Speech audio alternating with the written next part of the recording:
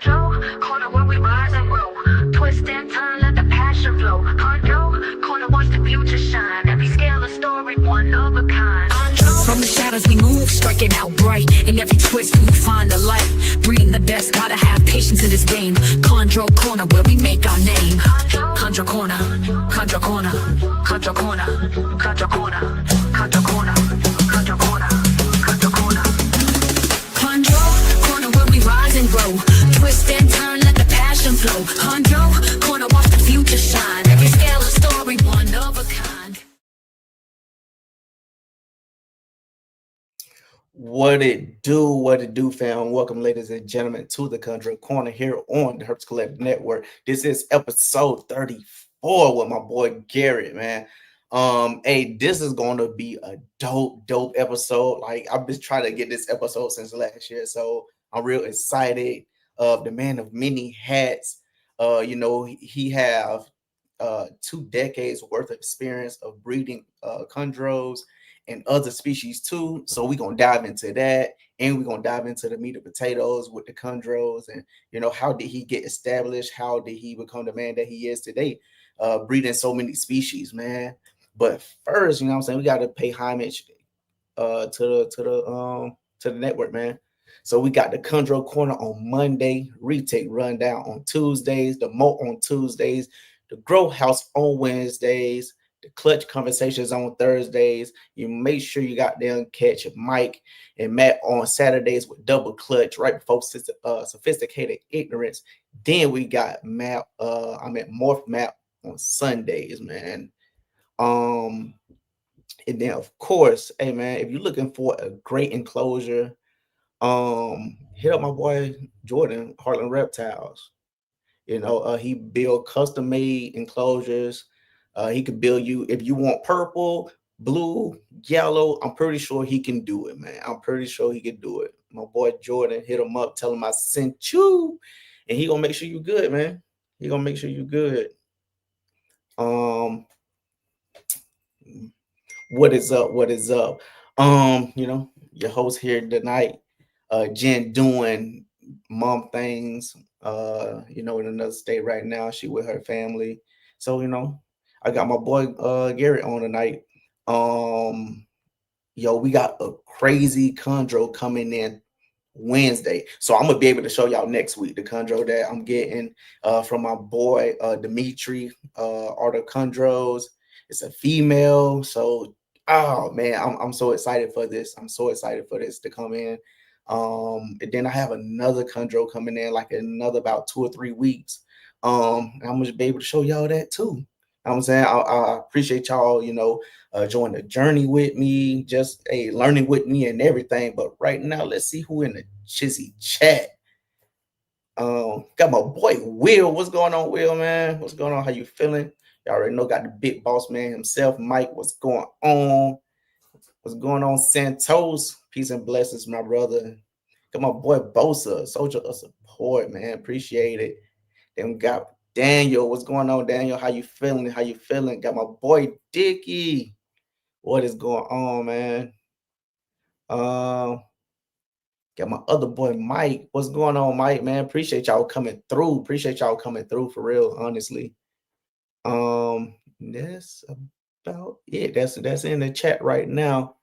All that good stuff. Thank y'all for coming through. Thank y'all for coming through. So without further ado, hold up. I gotta take this off the screen. My bad, y'all. So without further ado, let's bring your boy out. Garrick the Mike, everybody. Mike. How's it going? What's going on, Mike? What's going on? What's going on, Garrick? How you feeling? First thing I want to do is I want to say if I'm sniffling or anything during this, I have a cold right now.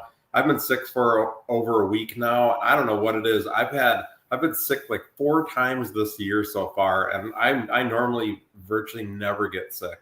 And yeah, so I'm just congested right now yet. So if I'm sniffling a little bit, I apologize. It's all good. It's all I'll good. make it through it though. What's going on, Richard? What's going on?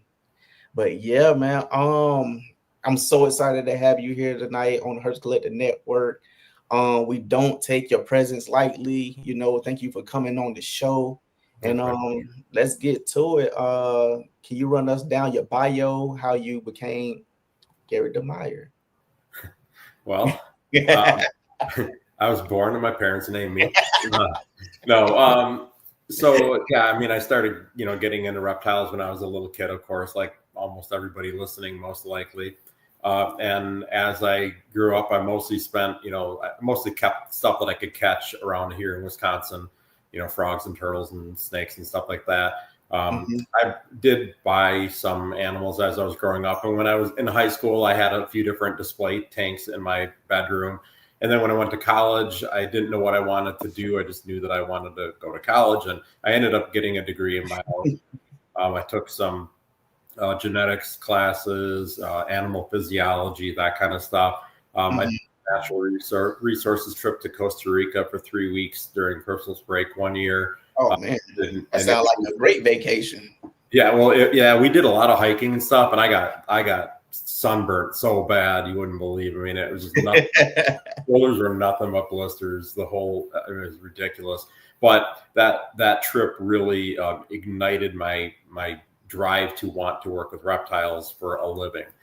Before that, I didn't know what I wanted to do. I never knew I could do what I'm doing now. I mean, that just wasn't very common. I mean, now it seems common to all of us that are in the industry, but back then it was very, very uncommon for anybody to breed reptiles, even as a hobby, let alone to be able to make it into a full-time business.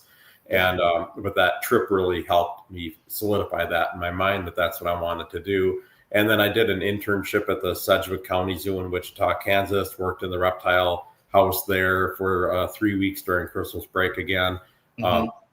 And then the next year I did an internship at the Houston Zoo, got to work with all kinds of crazy, awesome animals at both zoos, very different collections, but really diverse and just really cool.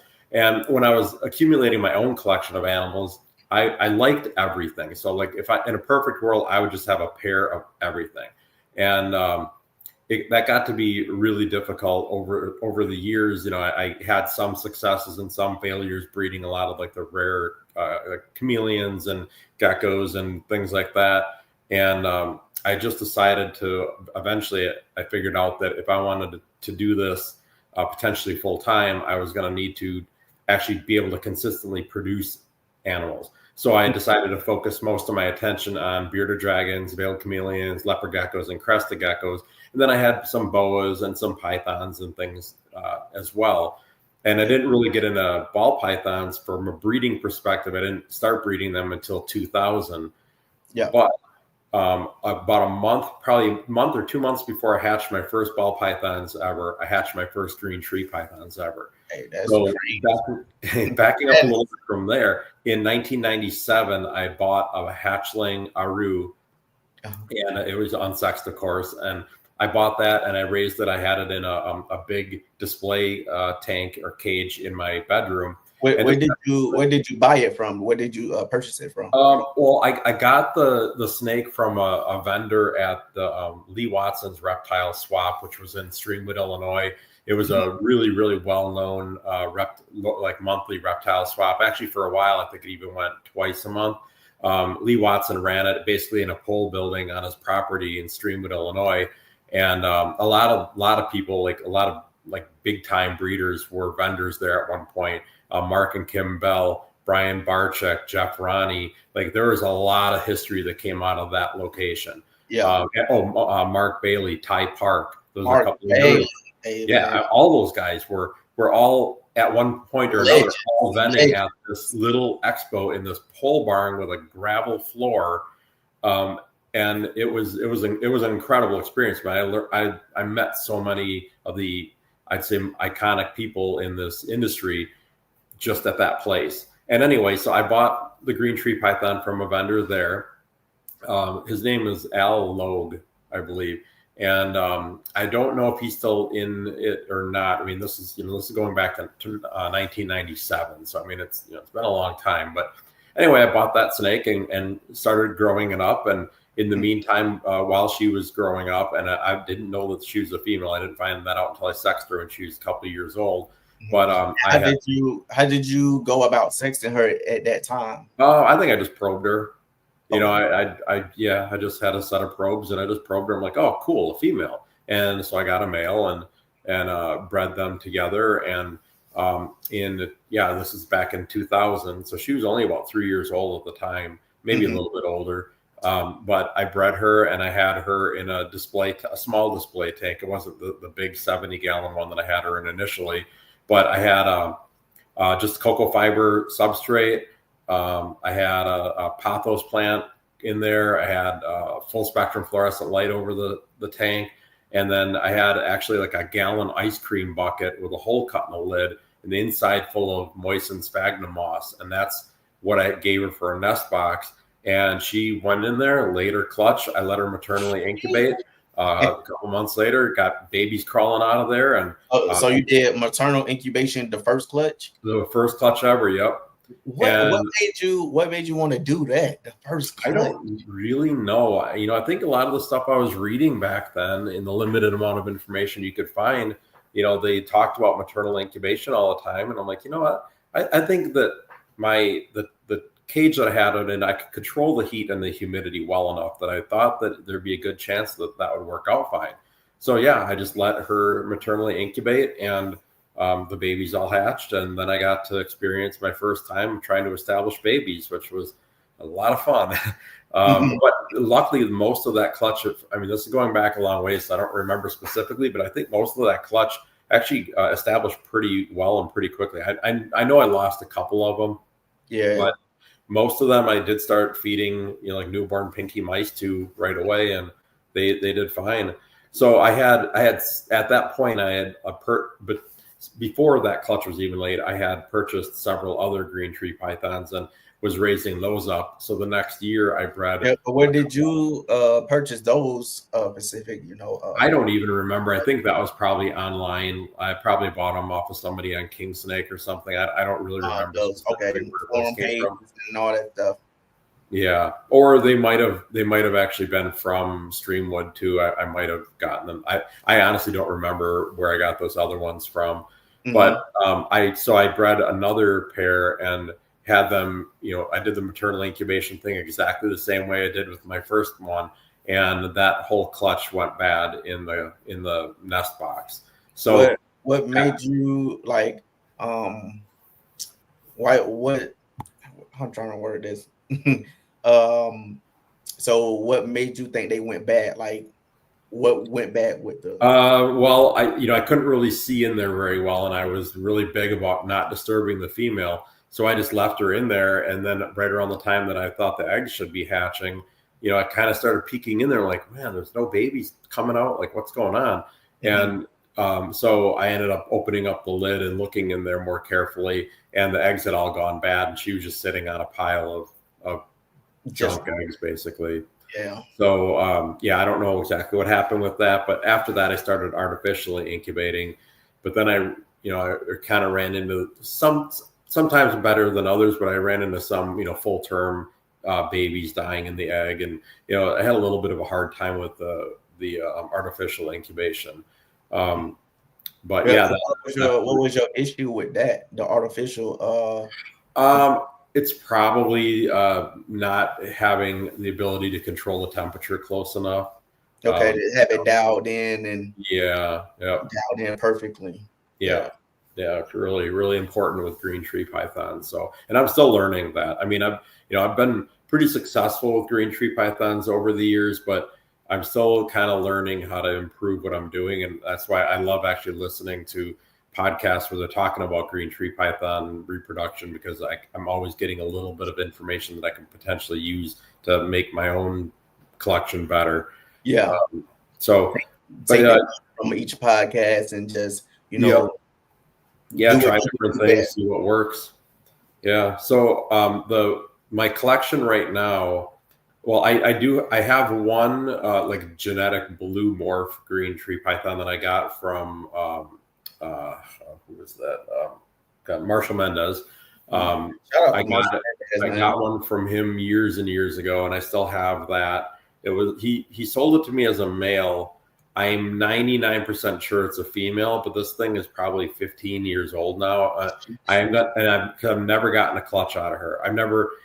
back when I was thinking it was a male, I never saw him lock with a female, never did anything.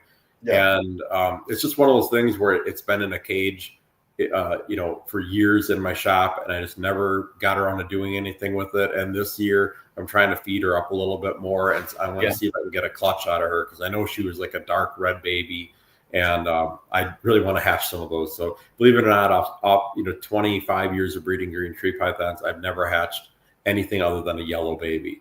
So yellow is king, though. Yellow is king. Oh, I love yellows. I mean, but I also like variety, and I would love to produce reds as well. So I'm hoping that I can get one clutch out of this snake, and then do you know the species? Well, not species, but the line. No, I don't.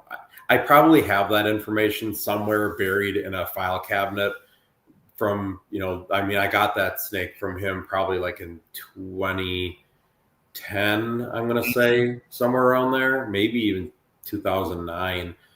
So it'll take me a while. I'm sure I have the information. I'd have to look it up, but I know it was from a blue line. And I mean, and she's bright blue, like her whole body, solid blue, and just gorgeous. And I mean, I've had some of my Aru females over the years have gone through their color change from green to blue when they become gravid. That first female that I bred back in 2000, she did that too. She ended up, over the course of her first like 2 or 3 clutches, she shifted to the most gorgeous sky blue color, just solid sky blue with a few white scales on her body.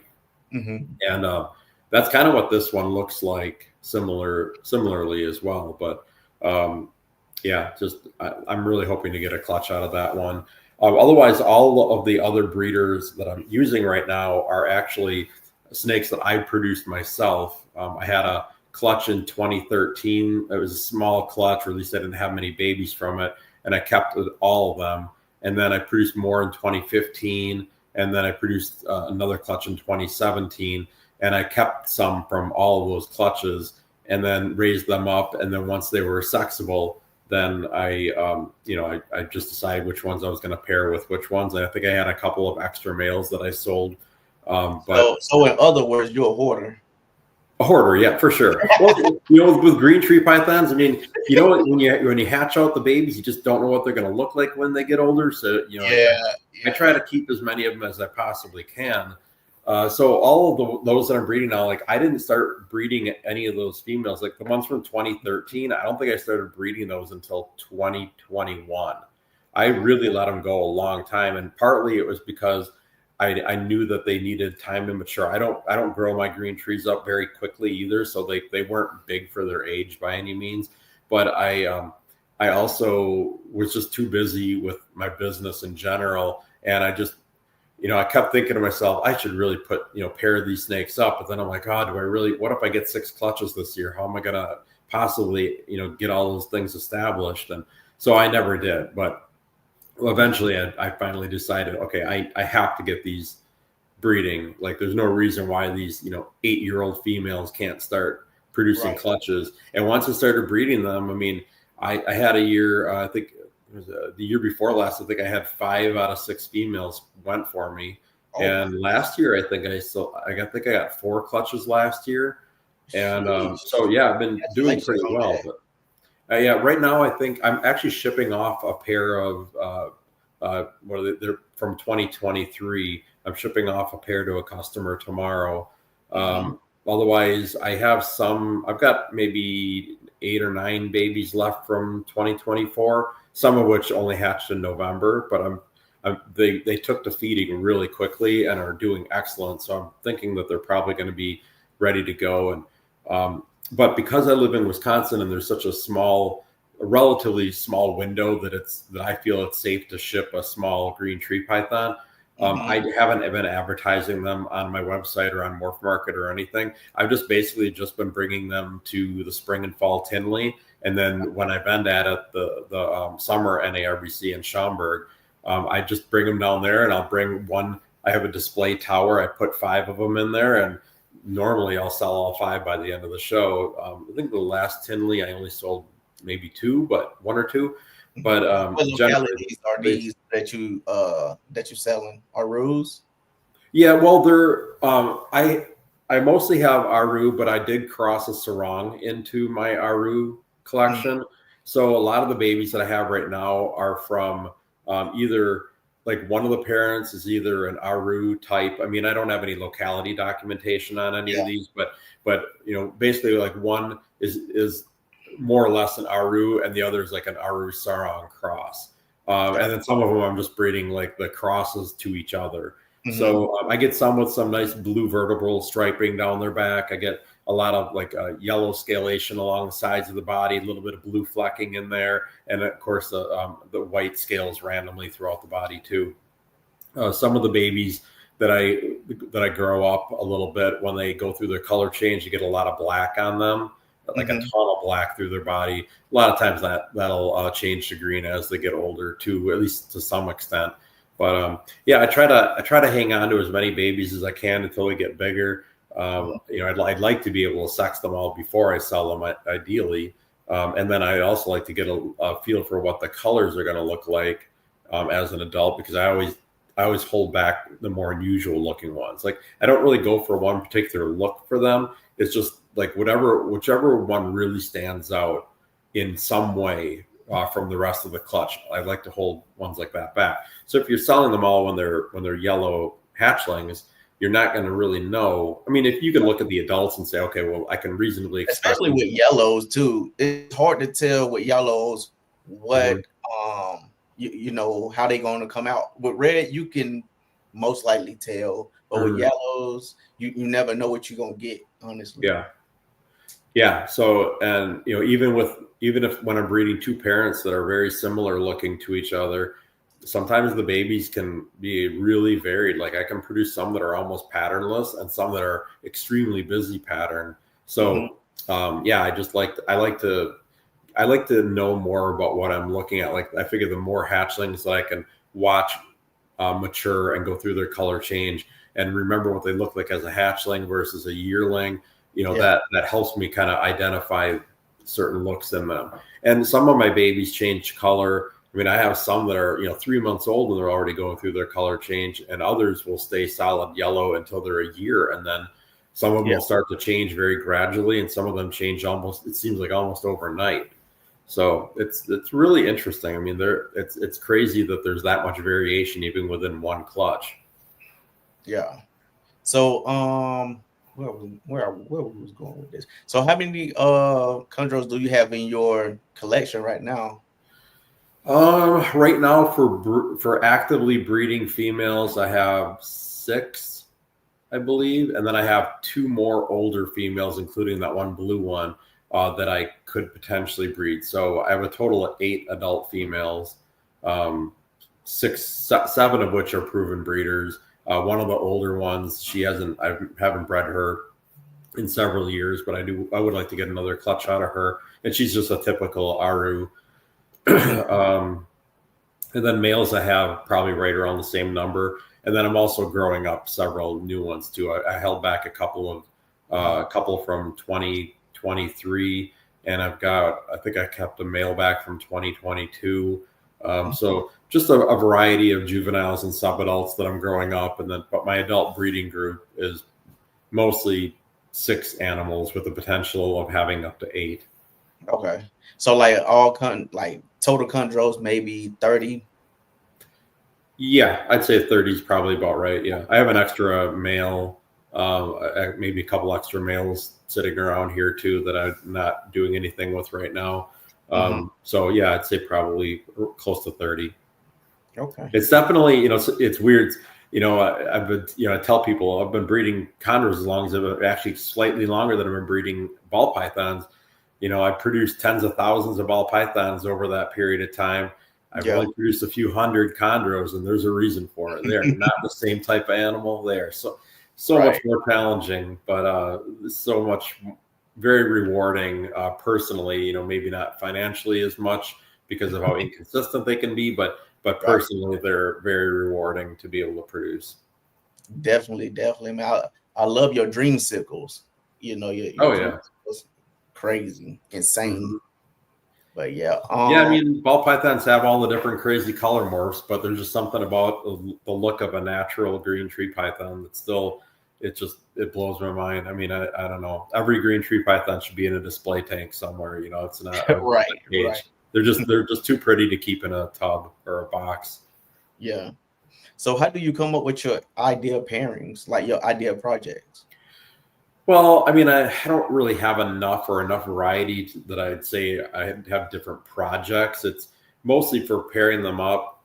I just look at my males and my females, and I try to breed snakes that are similar looking to each other, just so I can be a little bit. So it's a little bit easier for me to, I guess, assume what the babies are going to end up looking like. Although, as I was saying before, it's not really true. I mean, you can have one clutch. You could raise the whole clutch up to adulthood, and you're going to get a lot of different looks in that clutch. But theoretically, if you breed two snakes that are very similar in color, pattern, and everything, you think that most of the babies are going to look pretty similar to what the adults look like. Right. So pairings, like introducing your male to your female, how do you go about that? Do you cycle, feed, light cycle?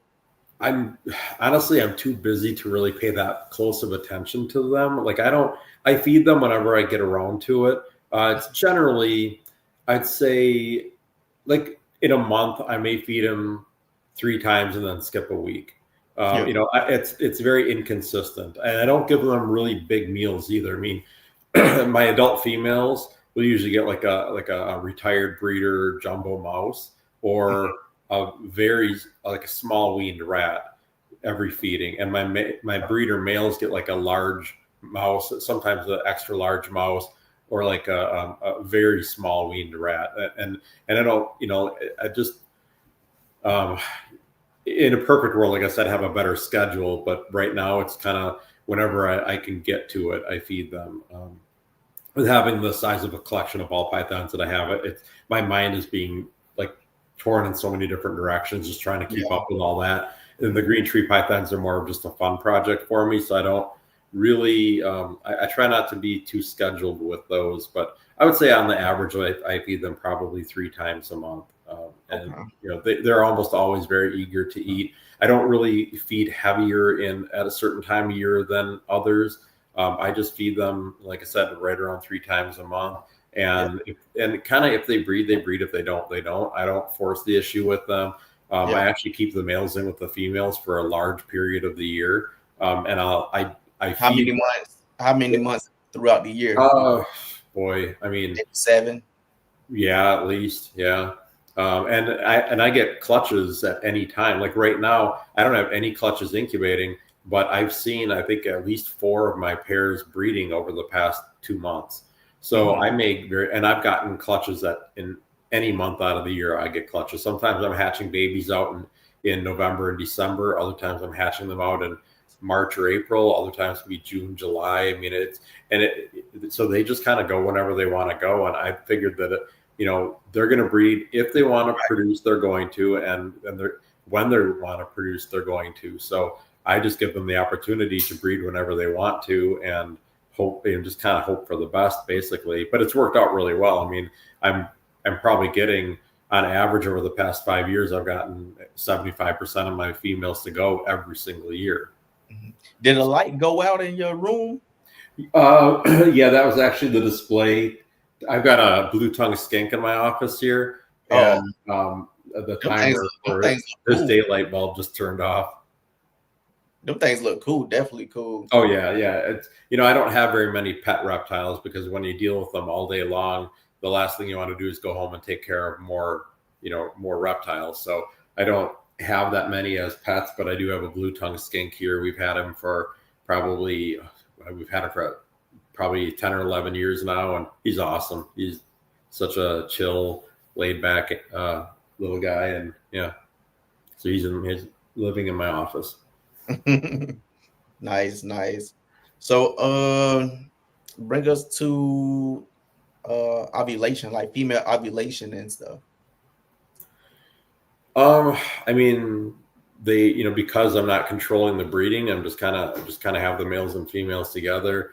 They'll just ovulate whenever they do. Actually, I see some ovulations, but I don't see them all. I can tell when the females grab it, and I'll supply a nest box in there, which sometimes they use and sometimes they don't. I would say over the past 10 years, most of my females end up just laying the clutches on the floor of the cage, which has been frustrating for me. I haven't been able to find a nest box that they really like a lot. But somebody's at the shop every day, so if we find a clutch, we'll get them in the incubator as soon as we can. But like I said, I am trying to work on some different ideas for nest boxes, so hopefully they'll actually use them. And I wouldn't mind trying to do another maternal incubation with them as well.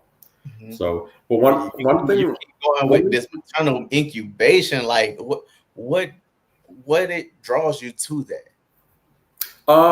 They know how to do it better than we do. As long as you provide a good temperature and humidity, and that's the hard part. The humidity in the cage has to be real high, and the temperature's got to be very stable so that the female can make those minor temperature adjustments when she needs to. But green tree pythons have been incubating their own eggs for a long time, and we haven't. And I haven't had the success with my hatch rate the way I'd like to. I thought, well, if I can let them incubate them themselves, I do realize that they're not going to recover as quickly and start, they'll miss some meals because of that. But I really wouldn't mind if my females go every other, like my breeders would produce every other year. If I'm hatching, 80 to 90% of my eggs, that seems like a good trade-off to me. So yeah. I think one of the reasons why my green tree python, definitely. Yeah. I think one of the reasons why I have success breeding green tree pythons is because I'm too busy to pay that much attention. I feel like some people tinker with them too much and just always trying to tweak things with them and make everything perfect for them and watch them every second of the day. And I just feel like that's maybe too much messing around with them. And you might be better off just stepping back a little bit and saying, you know what? Don't let the fact that they're a green tree python intimidate you. Just do what you do with them and don't worry about them all the time. That's worked for me. And I suppose if I didn't have the huge collection of ball pythons and other stuff, I probably would tinker with my green tree pythons a lot more, but I'm not sure if it would make me any more successful than what I have been with them. Yeah. Do you think we over care for these species? I don't know about over care. Yeah, possibly. Well, over baby, over baby them. Yeah. It kind of seems like it sometimes, but I don't know. I mean, I just do things the way I do it, and I listen to podcasts and listen to how other people are working with their green tree pythons, and it's obviously working for them. But like the whole, getting the babies to eat thing, that's obviously a very big stumbling block for a lot of people with green tree pythons. I get probably a third of my clutch to start eating like day or 2 a day old pinky mice within the first 2 or 3 attempts at feeding them. The next third of them will eat after usually like 4 or 5 attempts, so like over the course of the first month after they hatch. And then you'll have a third of them, maybe even only a quarter of them, that just refuse to eat anything.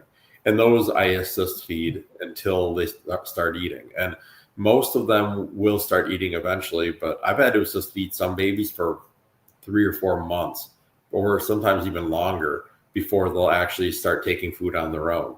So that part's kind of frustrating, but I've had pretty good luck with it, I would say, overall. I don't want to jinx myself, but like a lot of people have issues with prolapses. Yeah. I had an adult female prolapse on me over the winter, and we got it back in, and she's been fine ever since then. But babies prolapsing, I barely want to say this. I don't want to jinx myself, but I honestly don't have an issue with that. I very rarely, maybe 3 times in 25 years, I've had a baby prolapse. So it's not something, and I don't know if I don't know why that would be, but I'm doing something right with them apparently. Yeah, hey, you're doing a good job, man. Been doing this over 2 decades. So, hey, what's going on, Jeff? What's going on, bro? But so, take us to laying. When the female lay the eggs, just say that she's not maternally incubating them. Like, how would you proceed? Basically, I just pull the clutch and I set them up in an incubation container. I keep them up off of the vermiculite, completely saturate the vermiculite, and then I put a light diffuser over top of that. And then I put the eggs individually on that, so they're ideally not touching each other. And I put like a piece of to hold those eggs in place, so that if I have to move the container around, they're not rolling around in there.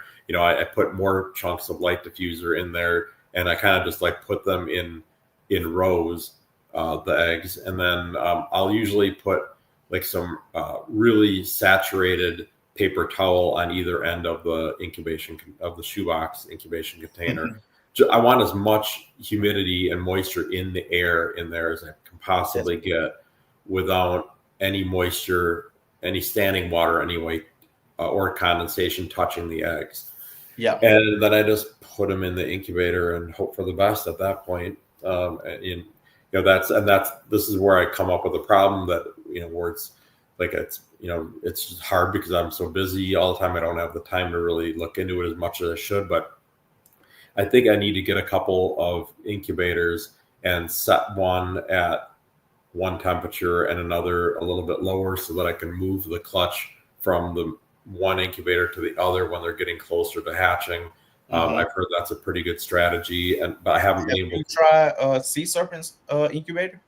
Yeah, I have one hot box incubator for some ball pythons that I have, but otherwise I'm actually planning on buying two of the smaller ones. Yeah. So that the problem with the incubators that I have, all of my incubators, like my one hot box is 5 feet tall. So there's a little bit of a temperature discrepancy between the bottom and the top. And my ball python incubators are all between 7 and 8 feet tall. So there can be a bigger discrepancy in the temperature too, or bigger variance in the temperature. And because so at that point, that 2 degree drop could, mess up the eggs. Yeah. Yep. So for this year, I'm planning on getting 2 small incubators. I probably only need ones that are big enough to hold maybe 6 clutches at a time. Because really, if all of my females go at one time, I could potentially have 6 clutches. I guess I could have 8, but most likely I'm not going to have that many at any given time. So then, I don't really need a big incubator, and I feel like a smaller one you can more finely you can tweak it. Yeah, you can control it a little bit better. Yeah.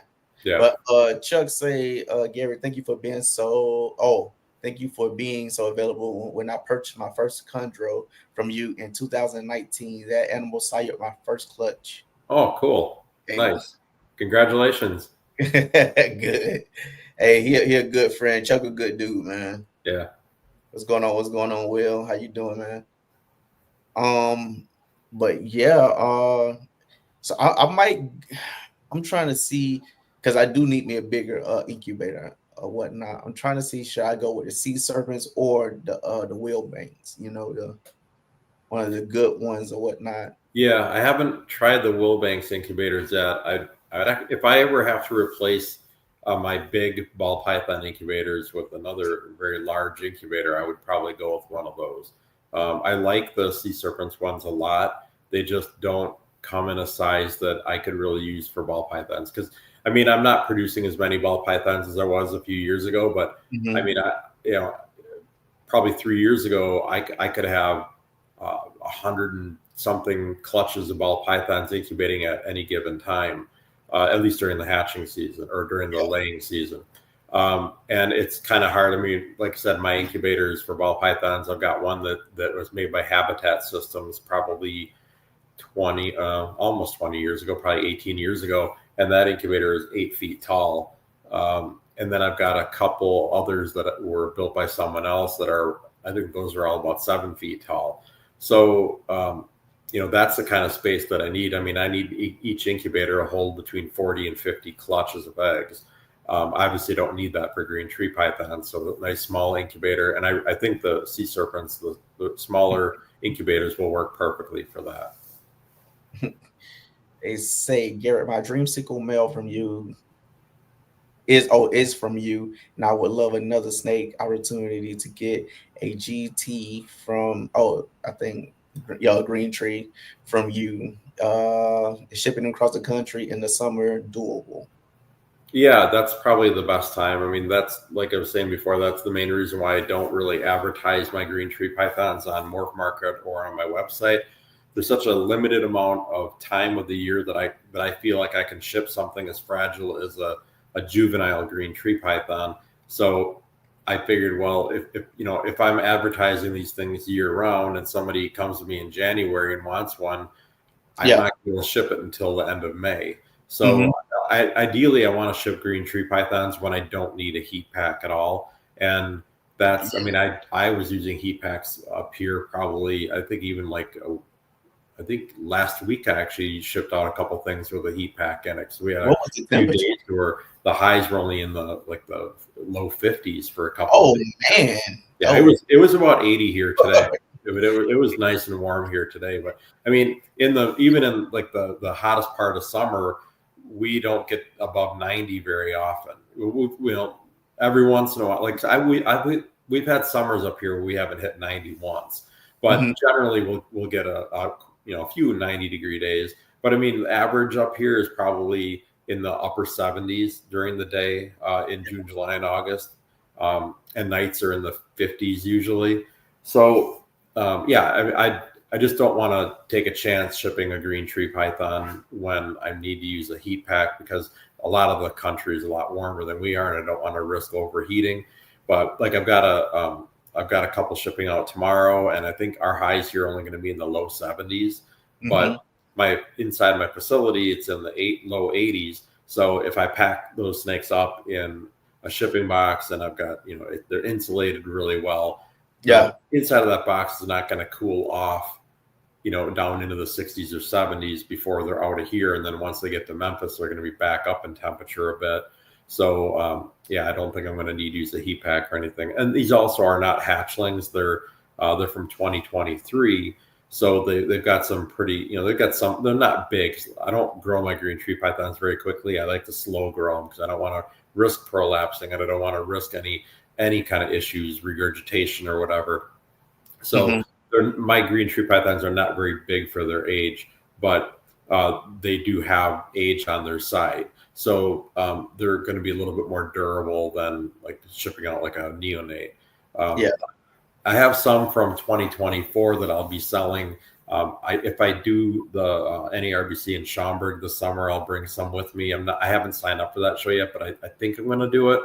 But I'm not positive. And then at the fall Tinley, I'll have at least 5 of them. I think I have 8. I think it's 8 or 9 that hatched this in 2024 that I feel really good about. That they slam everything I put in front of them for feeding. And is this a pure Aru clutch? I don't remember offhand. I think they're crosses. The Aru Saran crosses. Those some pretty nice animals too. Like a good sarong with a blue dorsal. Chef kiss. Yeah. And as far as the temperaments of mine too, they're not overly aggressive. I mean, they're if they smell rodents in the air and you stick your hand in the cage, sure, they're going to bite you. But most of mine, I can go in and do whatever I need to do in the cage. Like they don't seem to ever bite out of aggression. They'll bite if they think they're getting fed, but out of aggression, where there's a lot of chondros out there that'll just bite you for the fun of it, because it's what they love to do. And, spray some water on them. Just spray some water, and they'll back down. That's normally what I do. I'll just give them a little mist, and then I'll go in and grab the water bowls and do whatever I got to do with. But they're overall they're not super aggressive. So that's another nice thing about my particular animals. I feel like they're calmer than typical. So let's go back to incubators. So what do you normally set your incubator temps at?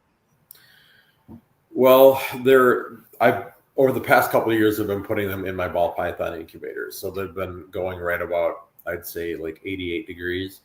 But with it can vary from one level in that incubator to another, or well, probably more than one. But from the top to the bottom, there's quite a bit of difference in there. So I haven't really been, I just figured if I just get them in there, leave them at the same temperature. I would say like between 87.5 and 88 degrees is probably where they're at. Okay. But do you straight bake or you drop it the temperature? I've tried both ways, and I've had about the same amount of success with both ways, which my success with hatching babies is not the best. You'd think after this many years of doing it, I'd be a little bit better at it, but I do lose some babies every clutch. I lose a couple of eggs that have full-term babies in there. Yeah, you can't be a pro. You know what I'm saying? You always learn it. It's always something. For sure. But the day you stop being malleable is the day that you become an idiot. Honestly, to me, that's what I think. Like you always constantly growing. Like my soldiers always teach me new stuff. I've been in the army 12 plus years, and my soldiers always be like, "Hey, sorry, you got to do like this or do this way," and that's how it is. Yeah, for sure. Changing. So what, matter of fact, about changing and stuff, so what husbandry difference, like what do you do different now than you did back in 1999 or 2000? The cages that I'm using are different. I've got vision cages now, and I've had these cages and green tree pythons in them for years, but they're the kind of granity gray looking cages with sliding glass doors in the front. I keep my adults in, I think it's like basically like a 2x2x2. It's somewhere pretty close to that anyway, maybe 28 by 24 by 24. So I keep them in there, but in a perfect world, I would like to get different caging and different dimensions, I guess. You already know to hit up, man. Yeah. Reptiles. Hey, got some nice enclosures. Yeah, I saw the ad at the beginning of this. Yeah, I might have to look into that because I definitely like to get something like that. Yeah, but I'm picking up mine at. Are you going to be at Bill house, the Bill party? No, I won't be. No, I can't make it. It's just got too much going on here, and it's not exactly close to me.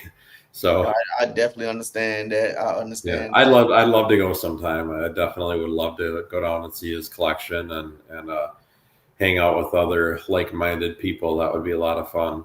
Yeah. The problem with shows, when I'm doing like Tinley, I'm always so busy behind my own booth that I cannot get out and talk to other people. If people come to me, I'll talk all day long, but I just can't get out and find other people that I wanted to talk to down there. Like this last Tinley, I barely went to anybody's table at all the whole time. Like I was stuck behind my booth because it was just me and my wife vending and we have a whole end cap at Tinley, like a double end cap. So it's just, I'm down there. I've got to be at my own booth, and I can't. Won't you just come? So I believe it's a Friday night.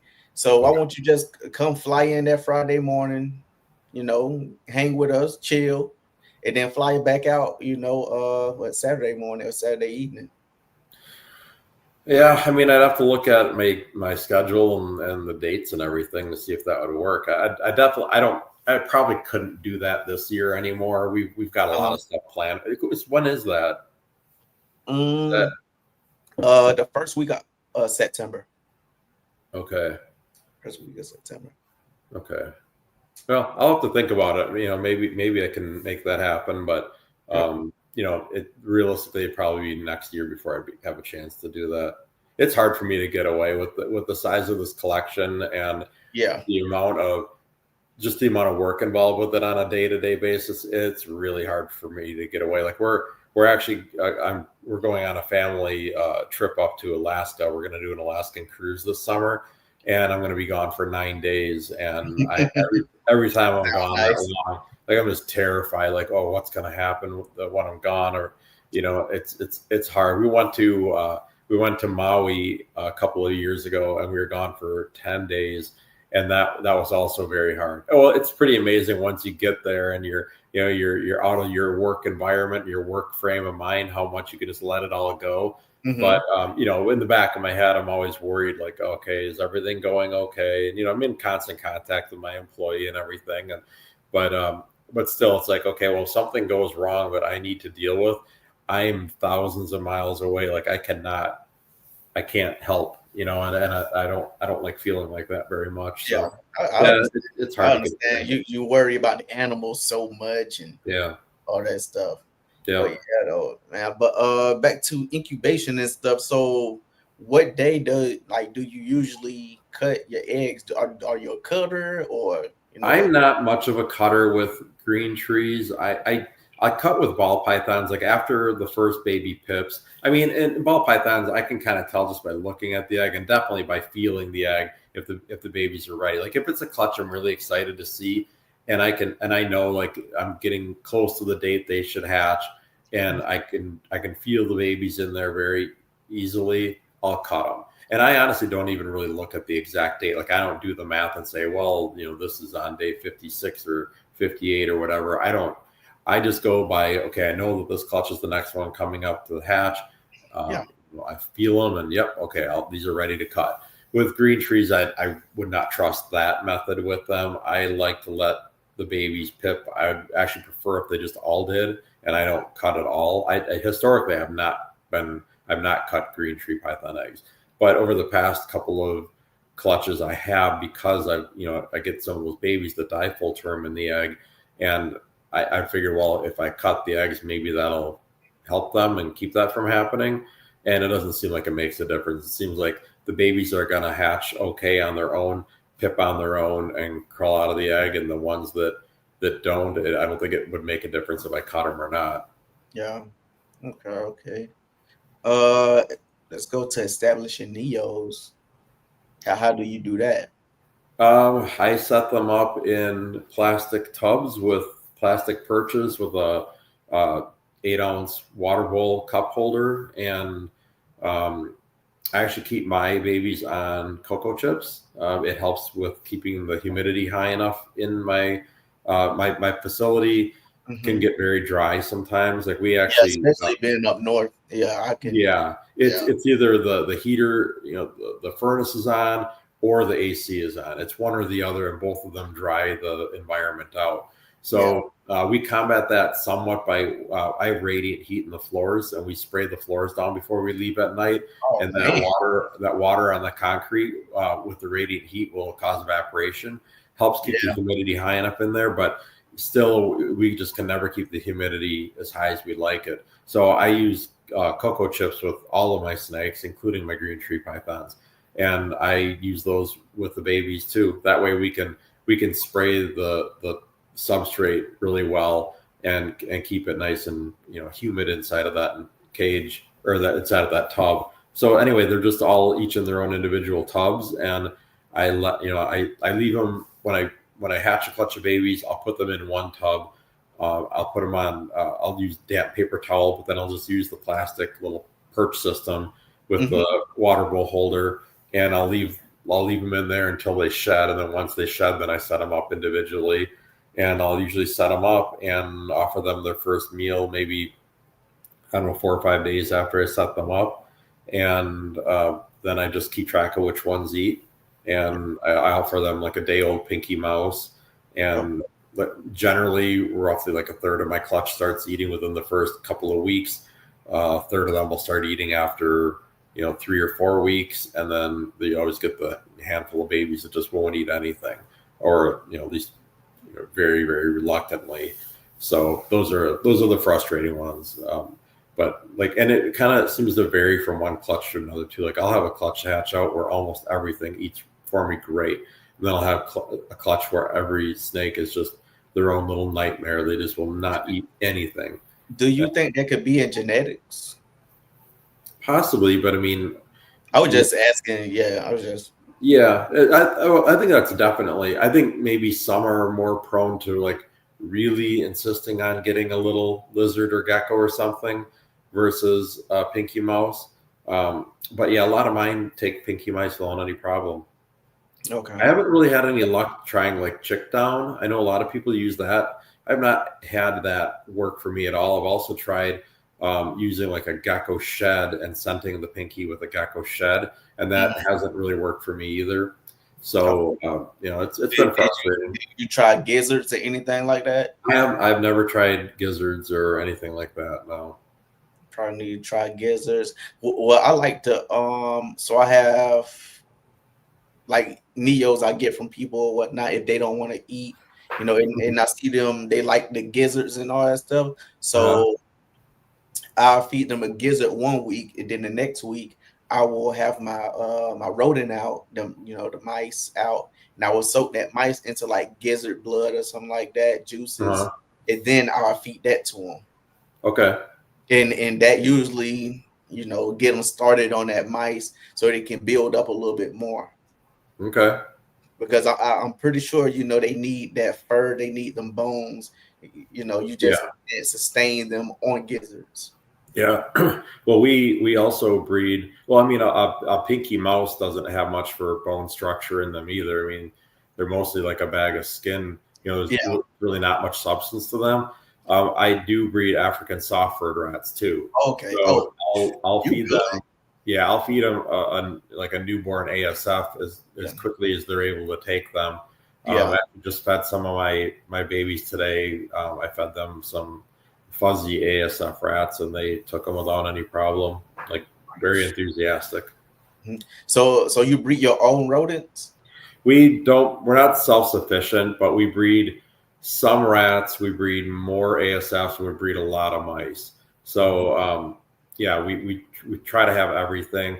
Ideally, we should be able to produce enough rodents to feed every ball python that we have, except for our adult breeder females. Like I don't have the space, at least I probably have the space, but I don't have the rack systems or the time to put in to producing enough rats so that I can have like a good supply of small and medium rats.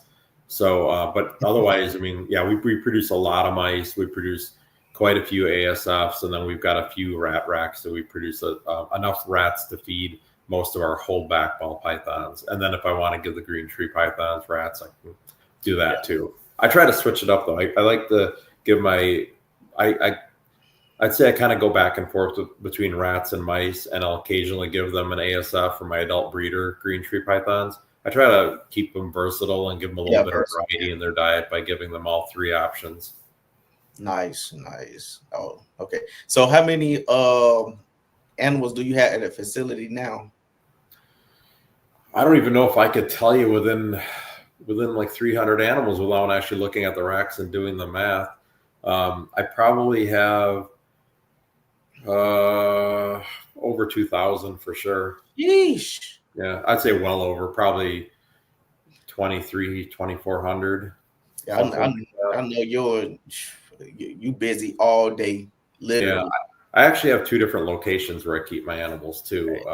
Years ago, I decided to separate my collection to some extent, just in case, like if we ever, like in my facility, if it ever had a fire or a tornado or something like that, and I would get completely wiped out at one time, I don't think I could mentally or financially recover from that. So, this is probably going back about 12 or 13 years now. We decided to set up a smaller second facility, much smaller than the big one. Our main facility is probably 3,500 square feet, give or take. That's including the rodent room and storage areas and stuff. But we set up a second building that's about the size of a 2-car garage, and I keep some of the best ball pythons there. I don't have any green tree pythons there yet, but I'm gonna probably at some point I'm gonna move some of the green trees over there. But the nice thing is, if it's basically a form of insurance for myself. If something, God forbid, were to happen to one of the facilities, the second one could help us reestablish. So, that's smart. That's a good investment. Well, I'm lucky to be in the situation to be able to do that. Most people that are just doing it in a bedroom or a basement or something like that, you know, they don't have the ability to go out and get a separate building for all this stuff. And so that's I'm very fortunate that I'm able to do that. But it makes it more complicated though, because I'm kind of going back and forth between two different places all the time. Like I'll spend some time at each location every day, and all of my animals that are for sale are at my main facility, but my best holdbacks and a lot of my breeders are at the second facility. So I'm always going back and forth, and I'm the only person that ever goes to the second place. And I do 100% of the work there. I do all the feeding, all the watering, all the cleaning, all the breeding, pairing of the animals and everything. At my main facility, you know, I do all of the feeding there, but then I have help to do all the rodent work and all the watering and cleaning there. I don't have to do any of that, but I do all of the emails, the phone calls, shipment packing. We sent out, I think, 11 or 12 boxes today. We've got, I think, close to 20 shipments going out tomorrow, and then another probably 15 going out on Wednesday. Hey, so that's nothing but a blessing right there. That's nothing but a blessing. Yeah, it's a lot, and I do all of that. My wife actually helps me pack up the shipments. She'll like when we're putting snakes in tubs or bags, she'll label those for me, so that it just saves me time in the whole process and allows me to get my shipments done a lot quicker. So she's a big help with some of that kind of stuff.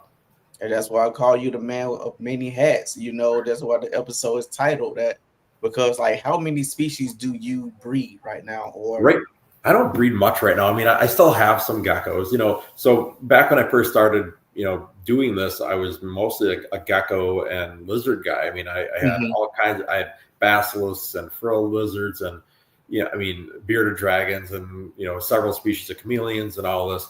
And so, I mean, I had a lot of different things, but over the years, I had to let some stuff go. I didn't. Like, I had a lot of chameleons and bearded dragons. Well, most people that work with those know they're a 7-day-a-week animal. Like, you have to feed those babies every single day. You have to miss, the baby chameleons every day, a couple times a day. I found that I was not only working a lot of hours all week long, but I would be out doing animal work for like 2 or 3 hours a day, every day of the weekend too. And we could not go on a vacation. It was hard to even leave for a day. And so I eventually moved on from the bearded dragons and the chameleons and decided to just work with different species of geckos and then a variety of snakes. And that was easier because if you have your weekly schedule worked out right, you can feed the geckos on Friday, come back, feed them again on Monday. It's okay if they go that weekend without food or without fresh food and water. But and the snakes were even better. You feed those once a week, change your waters as needed.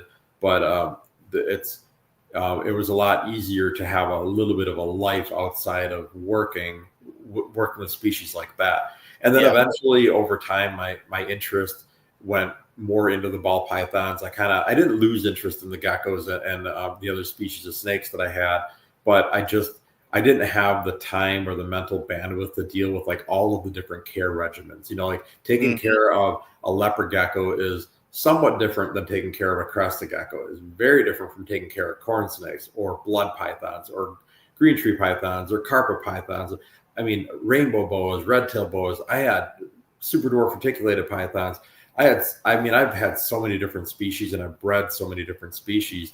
And I finally figured out the species that I was the best at were ball pythons. But I it probably right around like 2011. Hey, you doing a good job at the green trees too, man. You at the chondros. Well, and those, as I made the reluctant decision to move on from all those other species of snakes and concentrate on ball pythons, I said green tree pythons are one species I'm not willing to give up on because I love them too much. They're my favorite species. I mean, if I didn't have to rely on a stable income from snakes, I would probably have, a lot more of my attention would be on green tree pythons. And if I can only keep one species of snake, either to breed or as a pet, it would be green tree pythons. I absolutely love them.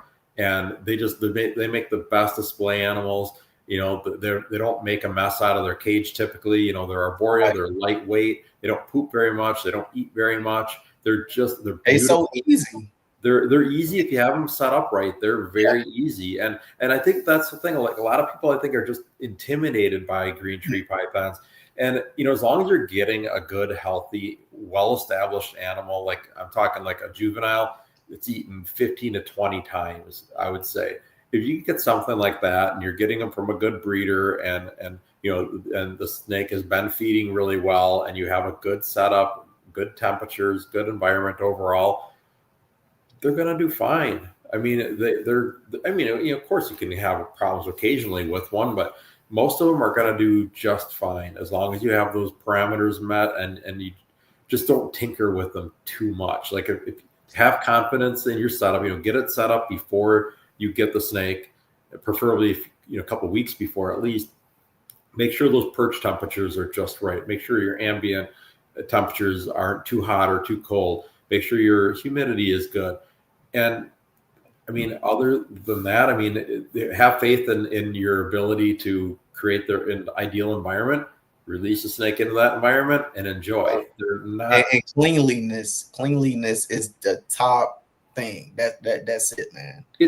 Like clean water is definitely important. Yeah. I mean, you want to keep a clean environment, but I mean, you don't have to be in there every single minute of every day picking every. Yeah. I'm just saying, because like feeding tongues and stuff. Oh yeah. Idle going around. Disinfected. Yep. Yeah, for sure. Yeah, I love green tree pythons. So I mean, I wish that I could just have a big room full of them and not have a lot of the other stuff that I have. I would just love, like when I get, I wouldn't say I'm ever going to retire, but I'm 52 now, and I'm at the age where I'm starting to think like, what's my end game with all this? Like, how many more years can I keep up at this pace? Yeah. And eventually, I would like to slow down a bit, not produce as many ball pythons. Maybe work with a few other species that I've loved over the years that I would just kind of like to have just a few of, not go nuts on them or anything, but I would definitely love to expand the green tree pythons more and just have like a big room where I have all of my favorite stuff in there and just put 20, 30 hours a week in that room and just enjoy them and have some really cool stuff. Nice. That's kind of my eventual goal that I want to do. Mm-hmm. So, know what I'm saying? Okay, so we got the merch on real quick. Y'all already know we got Heartland Reptiles enclosures, repping join the day. So who you repping? What's the history behind that shirt, man? The shirt? Okay, so this shirt I got at the Midwest Herpetological Symposium. I think this was in 2008. I actually don't think the date's on there. This is 23rd. Anyway, I think it was 2008, I was invited to be a speaker for the symposium, and I was invited to do a talk on leopard gecko genetics. So I did the slideshow and everything and showed all these different types of leopard geckos that I was working with. Back then that was kind of like my peak of when I was producing like world's first morphs of leopard geckos every year. And a couple other notable people that were speaking at this presentation. One of them was Rico Waller. This is one of his snakes right here. So I got to listen to Rico do a talk and got to talk to him a bit on a social level, at the icebreaker and everything about his experiences with green tree pythons and other reptiles. So that was a really, really cool and really fun experience. And then the night before the expo, I just went down to, I don't know if I went down to grab something to eat at the hotel bar, and Dave Barker from VPI is sitting at the bar by himself. And so I had met him once when I did my internship at the Houston Zoo. We went over to the San Antonio Bernie area for a day, and I got to spend the morning visiting Ron Tremper's facility, who's leopardgecko.com. And then we spent the afternoon at Dave and Tracy Barker's touring their facility. And that's where I saw a lot of the first like ball python morphs in person, like first pieds, first clown, first albinos that I ever saw in person.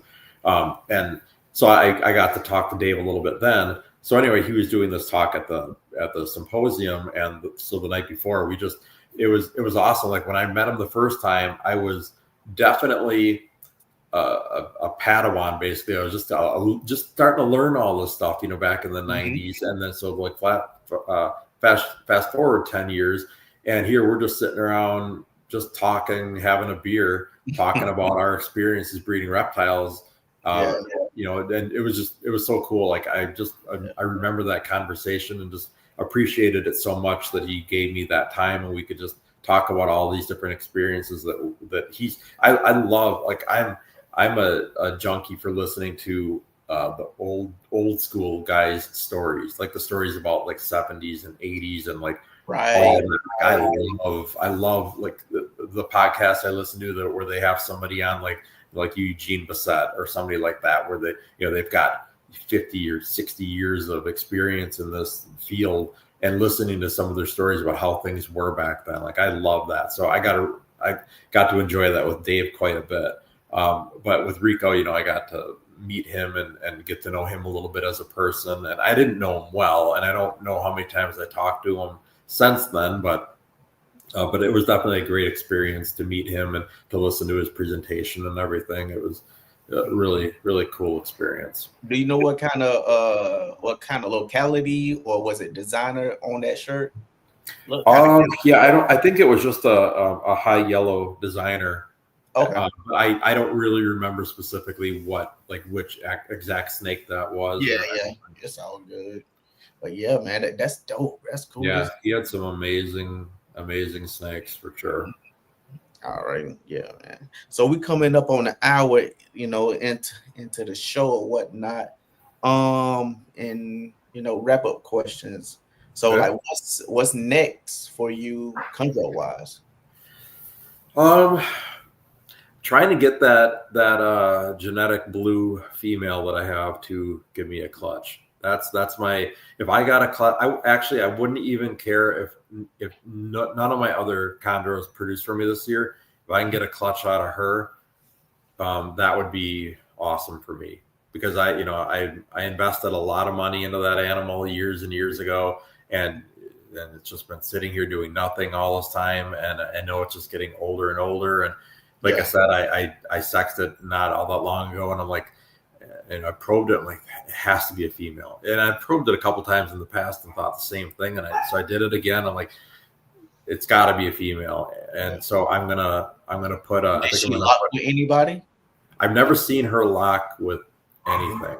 I'm gonna put my sarong. I've got a really, really nice sarong male. Actually, he's the basically like the grandfather of the babies some of the babies I'm producing right now.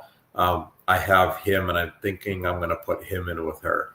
And if I can get a clutch, like, I mean, you don't understand how happy I'll be if I see a clutch of little redheads coming out. I will be so happy, because I'll keep every single one of them probably until they go through their color change.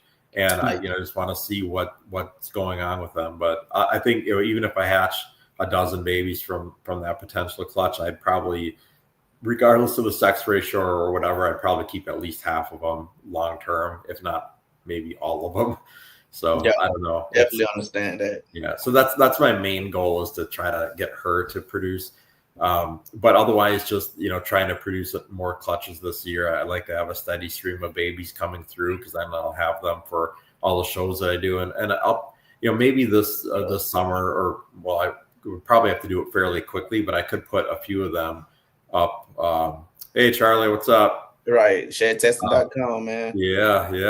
He's got a whole bunch of sheds of mine right now that he's texting They me. all negative. Go ahead. On a Sunday night, he's texting me, hey, these are the results of this batch. I'm like, okay, you don't have to work that hard. Like, just go to bed. Yeah, man, Charlie a great dude. I met him at NARBC in Dallas, I believe. Okay. So but we chatted up and all that good stuff, man. Absolutely. So with the chondros, I mean, I'm gonna, I held back a few more every year. From almost every clutch, I hold back a couple of babies at least, just to see what I have on my hands when they get a little bit bigger. And so I think, I'm gonna slowly start expanding my breeder collection of them. The problem with doing that is it takes so long. Like, I don't like to breed my chondros until they're at least at least 4 years old on the females, if not 5. So like if I hatch a baby this year, it's going to be, I'll be almost 58 years old by the time that baby's ready to breed. And so thinking about like that is a little bit, it's a little difficult for me, because it's like, well, how much do I really want to hold back? Not like I'm going to get, I'm not probably going to ever retire from this. I'm going to always have reptiles. I couldn't imagine what I'd do with my time if I didn't have them, but in the future, I'm hoping to work with stuff that I'm more just interested in, and not so much stuff that I'm going to, need to make a definite income off of. Even though if you do green tree pythons right, you can make a pretty good income. I mean, even like when I first started when I first bought my first green tree python, they're pretty steadily like $750 a piece. Like if you got like the old Glades Herp priceless or Crutchfield priceless, all those from back in the 90s, they were almost always $750 a piece for captive bred babies. And then when I started producing them, the prices started coming down, because there was a lot of like the imports coming in from Indonesia. How do you feel about imports? I mean, I would rather see a smaller number of them come in and have them be more established and better quality. I just feel like they're hit and miss. You can get some and they can be the best snakes, or you can get some and they're going to be a horrible experience. And the problem is, if somebody is at their first like reptile show and they want to come home with a green tree python, and they see mine that are $1,200 a piece, and then they see somebody else and they have them for $450. They're if you're new, you're not going to know what the difference is. And I mean, I've had people walking up to my table with a Biak and a little container that says $500 on it, and they're like, well, what's the difference between this and yours? And to explain to somebody new the difference between a true U.S. captive bred and born, like this snake was hatched in my facility from snakes that I hatched in my facility. Yeah. And they're as clean and as healthy as you can get. I'm the one that feeds them every single meal they've ever had in their life. I know their care regimen. I know everything about these animals. What can you tell me? What do the people that you bought that from tell you about it?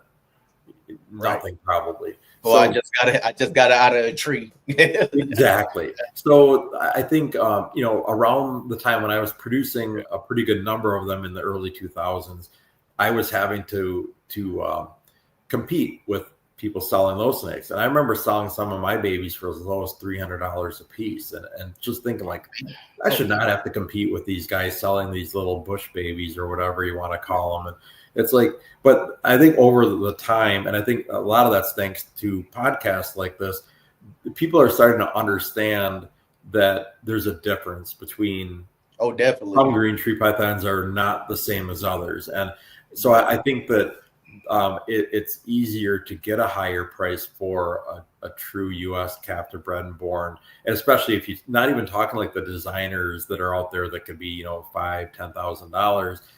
Those are great, but mostly what I'm producing is, I would say, at least right now, the majority of mine are, I would say, pet quality.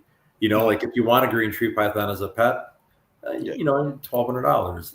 It's not too far up and it's not too far down. Right? Yeah. Right in the middle. It's just what I put mine at is $1,200. That's typically what I see on Morph Market for like true U.S. captive bred and born Aru babies. They're usually right around in that price range. So that's kind of what I put mine at. And I haven't had any trouble selling them.